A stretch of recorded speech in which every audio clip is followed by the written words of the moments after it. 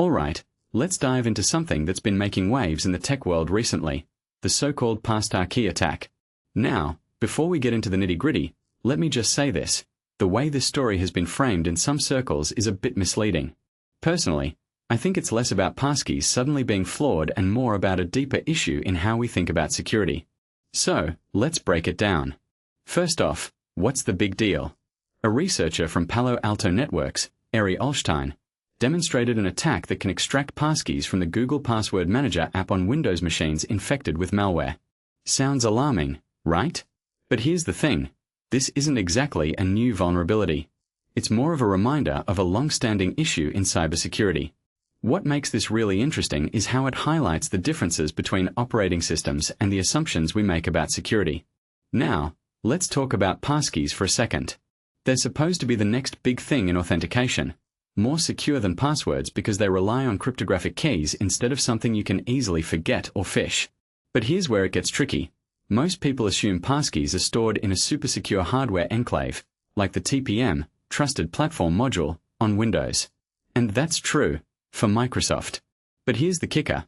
The FIDO2 specifications, which govern passkeys, don't actually require this. Most platforms, think macOS, iOS, Android, store passkeys locally on the device.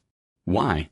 Because syncing them across devices became a usability nightmare if they were locked in hardware. From my perspective, this is where the confusion starts. People hear passkey and think unhackable, but that's not the whole story. Passkeys are designed to resist phishing and server breaches, not physical attacks on your device. If your device is compromised, all bets are off. And that's exactly what the Passkey attack demonstrates. It's not a flaw in passkeys themselves. It's a flaw in how we understand their limitations. What many people don't realize is that Windows has a unique security model compared to other operating systems. On Windows, apps generally run with full user privileges, which means malware can more easily access data from other apps. Other platforms, like macOS and iOS, are much stricter about isolating apps. So, while the Passkey attack works on Windows, it's far less likely to succeed on other systems. This raises a deeper question. Why does Windows still operate this way? Backward compatibility is the usual answer, but it's a trade-off that keeps coming back to bite us. Now, let's talk about the cloud angle. Because of Windows' security model, many passkey apps, including Google Password Manager, store passkeys in encrypted form in the cloud for Windows users. This is actually a workaround to make passkeys usable on Windows without relying on the TPM. But here's the irony. The Passkey attack exploits this very design. The malware tricks the system into thinking it's syncing passkeys to a new device, effectively bypassing the security measures. One thing that immediately stands out is how this attack isn't unique to passkeys. If your device is infected, any sensitive data, passwords, passkeys, you name it, is at risk. This isn't a passkey problem. It's a malware problem. And yet, the way this story has been framed has led to a lot of unnecessary panic. In my opinion, the real takeaway here isn't that passkeys are broken. It's that we need to stop treating security as a one-size-fits-all solution. If you take a step back and think about it, the Passkey attack is less of a revelation and more of a reminder. Security is always a balance between usability and protection. Passkeys are still a huge step forward in eliminating phishing risks, but they're not a silver bullet. What this really suggests is that we need to be more honest about the limitations of any security technology. There's no such thing as perfect security, only better security.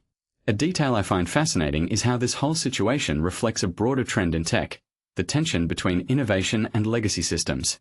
Windows' security model is a relic of the past, but changing it would break compatibility with millions of apps. Meanwhile, newer platforms have built security from the ground up, but they're not immune to their own issues.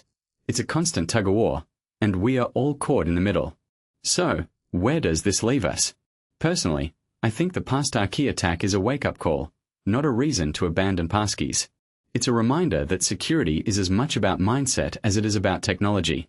If your device is compromised, no authentication method, passwords, passkeys, or otherwise, is going to save you. The real question is, how do we make it harder for devices to get compromised in the first place? As I wrap this up, I'm left with one big thought. We need to stop treating security as a product and start treating it as a process. Passkeys are a tool, not a solution. And tools are only as good as the hands that wield them. So, The next time you hear about a novel attack like Passkey, take a breath, dig deeper, and ask yourself, is this a flaw in the technology or a flaw in how we are using it? Let me know what you think in the comments. I'm curious to hear your take.